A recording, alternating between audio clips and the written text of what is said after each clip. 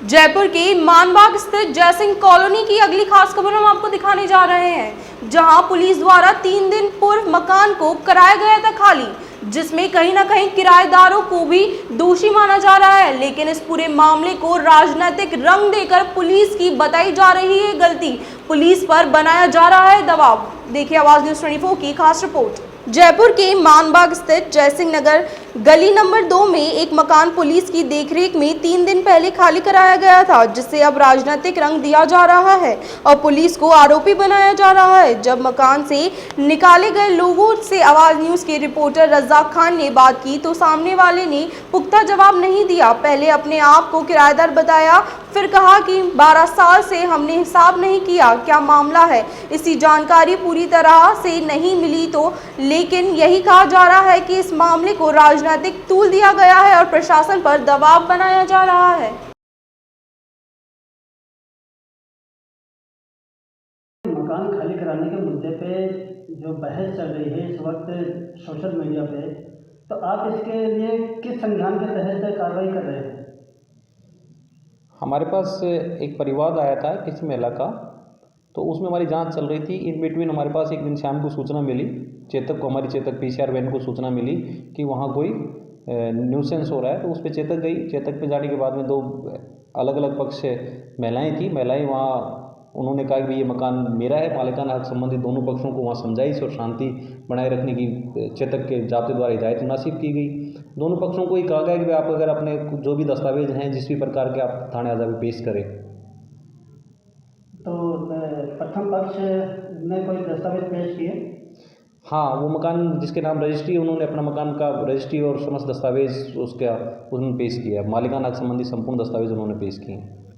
अभी आरोप लग रहे हैं आपके ऊपर कि जिस तरह से पुलिस वालों ने खाली करवाए हैं वो गैर कानूनी है, इसके ऊपर क्या कहेंगे आप? पुलिस ने ना तो किसी को कब्जा दिलवाया, ना मकान किसी का खाली करवाया है। पुलिस केवल शांति व्यवस्था बनाने के लिए सूचना मिलने पर पुलिस केवल मौके पे गई है और मौके पे शांति व्यवस्था बनाए रखना पुलिस का काम है।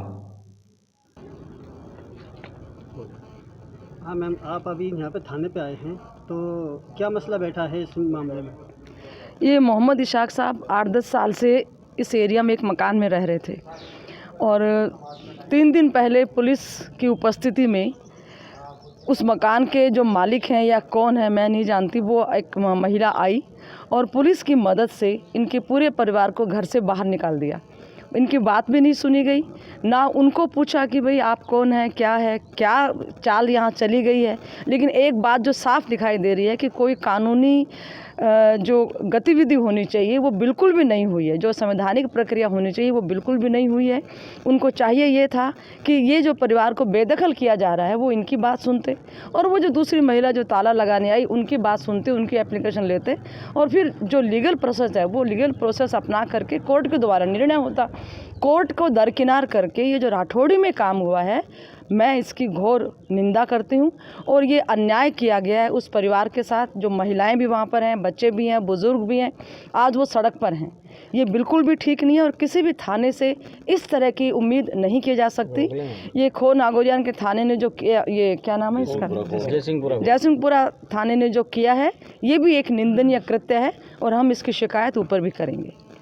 क्या संविधान हो सकता है? देखिए, जिस प्रकार की घटना जयसिंहपुरा थाना के अंतर्गत जयसिंह नगर में हुई और इशाक खान जो अपने बुजुर्ग माता पिता के साथ, परिवार के साथ उस मकान में रह रहे थे और उनको बिना किसी न्यायिक प्रक्रिया के बेदखल किया गया, तो ये बात बहुत अफसोस और रंज की बात है। अगर यही घटना राज्य के किसी दूर दराज के ज़िले में होती तो भी हम थोड़ा उस पर सोच लेते कि मान लीजिए कि अभी हमारी व्यवस्था इतनी मजबूत नहीं है और इस तरह की अंधेरगर्दी चलती है।